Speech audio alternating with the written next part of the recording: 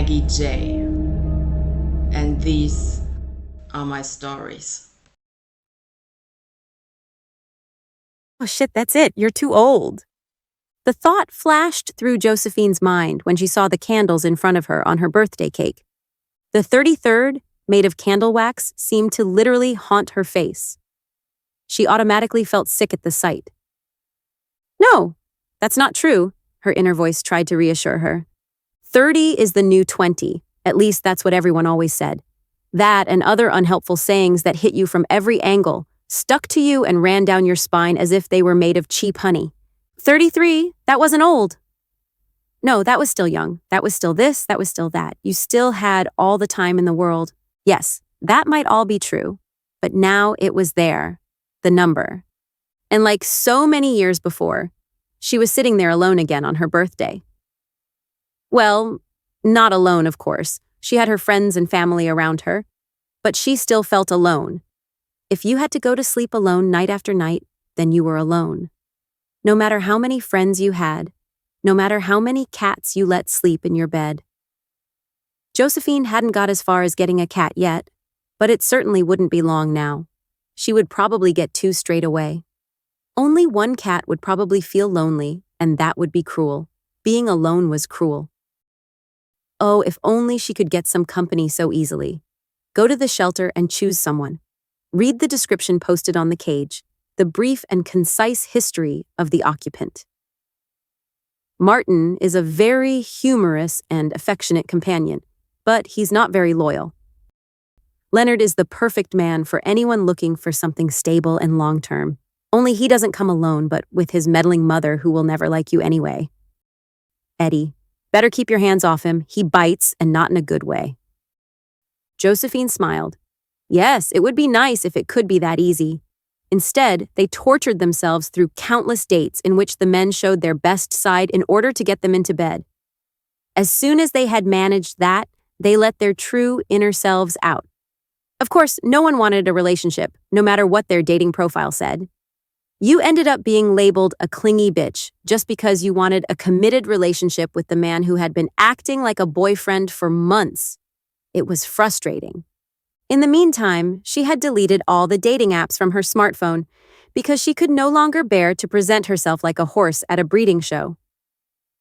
Josephine is a lovely and nice woman who is just looking for someone to give her a hug in the evening and make her feel like everything will be okay. That would be her description. But it was hard to write something like that, so her dating profile talked about her hobbies, her job, and what else she liked to do in her free time, which no one was likely to read anyway.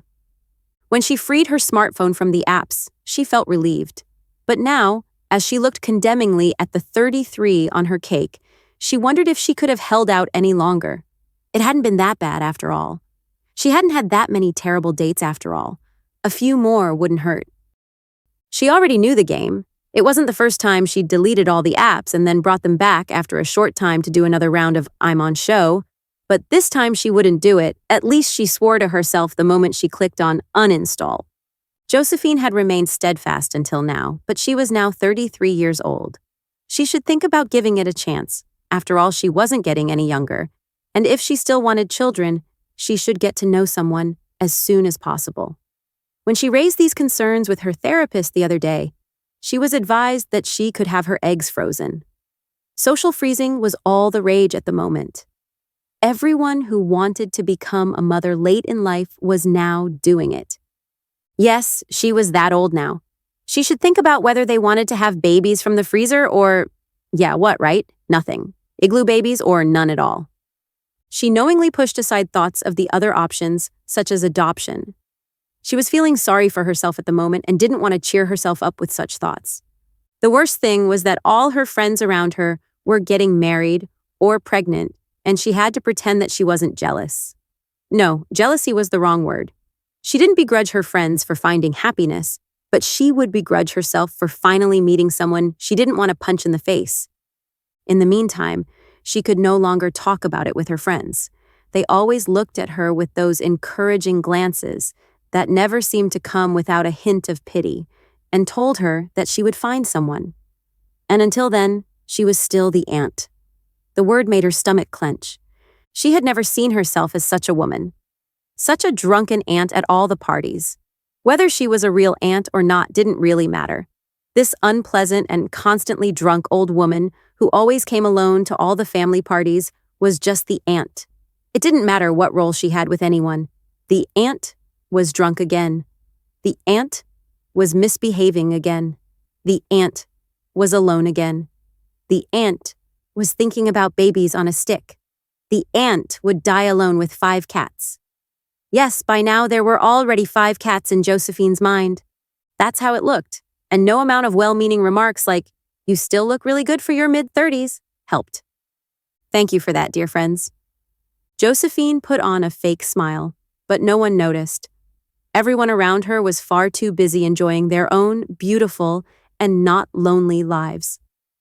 She blew out the candles, and her friends began to cheer.